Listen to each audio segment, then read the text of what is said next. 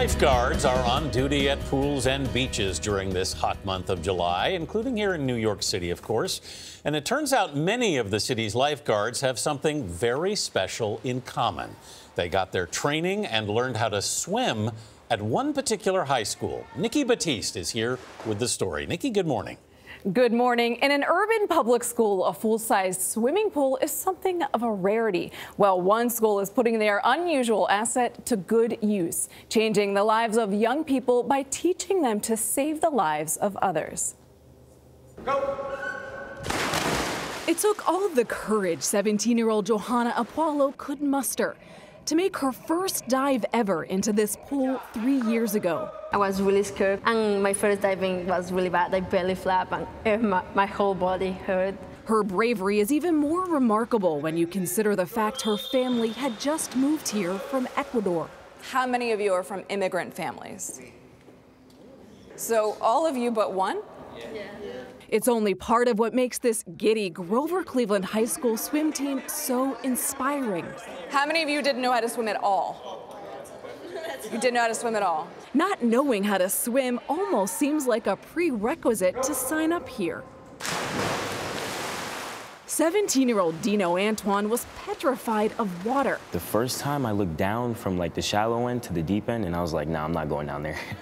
But now he's making a splash right alongside 17-year-old Fernando Andrade.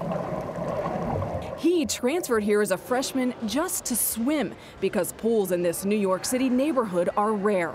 It's scary because you think you dive, you go in, you're like, oh my God, I'm scared. What if I don't come up? Overcoming fear. What's your first protocol when you see a victim? Is just one of the life lessons coaches Chris Sullivan and Felicia Mayer teach. When they struggle and you just tell them you can do it, and in the beginning they don't have the confidence, and no one ever told them about to believe in themselves. About 10 years ago, they had an idea. Why not train their swimmers to be lifeguards? Today we're going to go over all the basics lifeguard skills. But their mission really serves a dual purpose, filling a local lifeguard shortage and helping these teenagers build confidence and a bank account. They can make, I would say, roughly anywhere from $5,000 to $8,000 a year.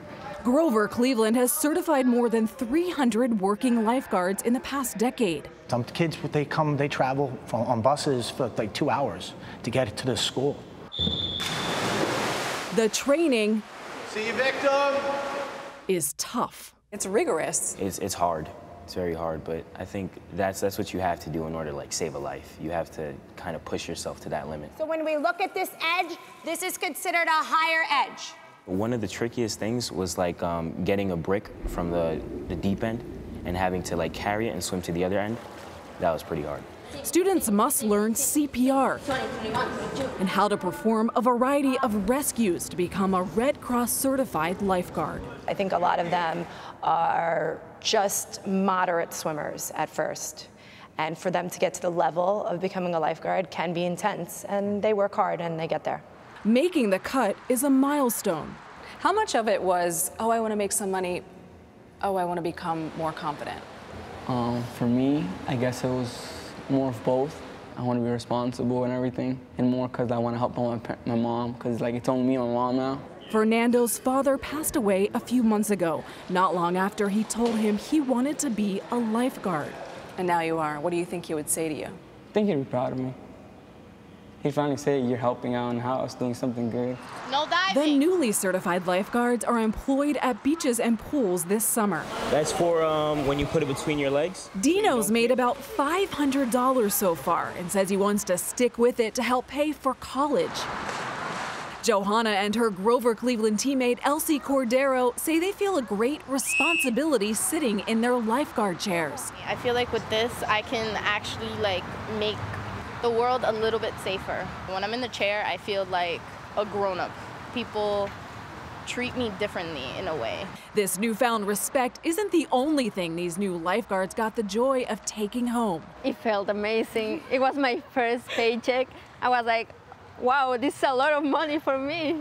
So far, she's made almost $1,000. I was just planning just to save it and to give some to my parents. But the greatest payoff may be for the coaches. I just watch them and persevere for all the stuff they have to do to get to this point.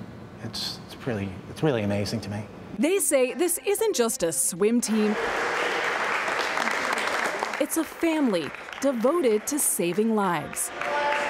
So 3 years ago, when you were still in Ecuador, could you ever imagine that you'd be in America lifeguarding, making $14 an hour at 17? No, I couldn't even imagine because I didn't even know how to swim.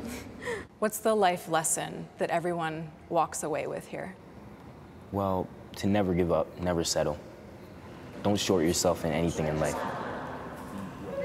Coach Sullivan says about 25 students became certified lifeguards this year. The students all say they plan to go to college. Johanna hopes to be a doctor. Fernando wants to work in sports management. And Dino wants to play in the NBA, but says his backup plan is to be a veterinarian.